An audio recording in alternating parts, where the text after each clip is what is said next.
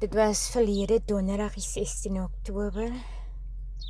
By een of ander rede het ek uit my kombuis uitgekom. Ek het in my kamer besig gewees voor my speeltafel. Met my rug na my kamervenster toe, my kamervenster grens na die straat se kant toe. En skielik hoor ek 'n harde slag, wat ek na my linkerkant toe omdraai.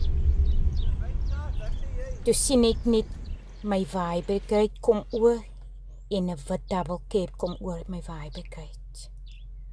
Staan ek geskok. En ek maak my venster oop en die bakkie reverse weer terug uit my tuin uit. Is toe wat ek sien, hier kom 'n jong seun onder die bakkie uit. En die geskree van 'n meisie. Ek is so geskok. En die drywer sê hy gaan nou sy pa. En hy wil in sy voertuig klim en ek stop hom en ek sê stop net dan. Want dit is 'n ongelukstoneel, jy kan nie jou voertuig verwyder nie.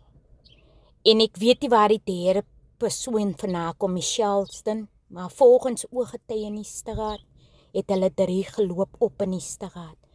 Met hulle rigtig na van agteraf het die bakkie hulle gestamp. Hulle het die bakkie sien aankom. En toe volgens die ooggetuie daar in die straat het hy om Charleston gegaan en hy het vir Wyle Neeu en vir Terenies teen my hek plat gery. En sy het sy voor die man na die reverse het sy opgespring. En oor kan die pad en ek net die skree van die meisie gehoor. Ek is so geskok gewees. Maar en Charleston kom terug en hy wou vir Neeu optel. En ek stop hom, moenie die kind beweeg nie, want ek weet hoe seer hy het gekry nie. Net hoe sterf hy, dit was my woorde. Maar soos ek buite toe beweeg, kom my buurmense ook langs uit en hulle het ook die polisie gebel. En hulle het die ambulans gebel.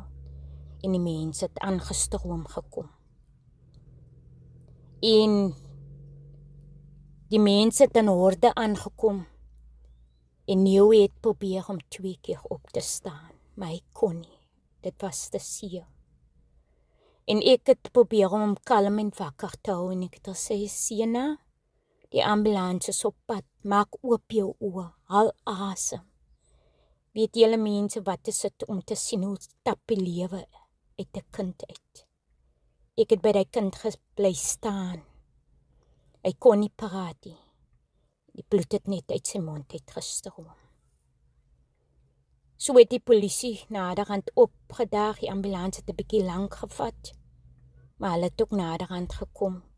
Intussen het sy ouers gekom, sy pa het langs aan hom gesit. En ek sê, skree mense, die kind haal nie meer asem nie. En die law enforcement polisievrou kom en sy voel, sy sê nie, hy haal asem. Ek sê, hy haal nie asem nie. Ambulans het intussen gearriveer en hulle het gevoel en hulle het vir Neeu dood verklaar op die toneel.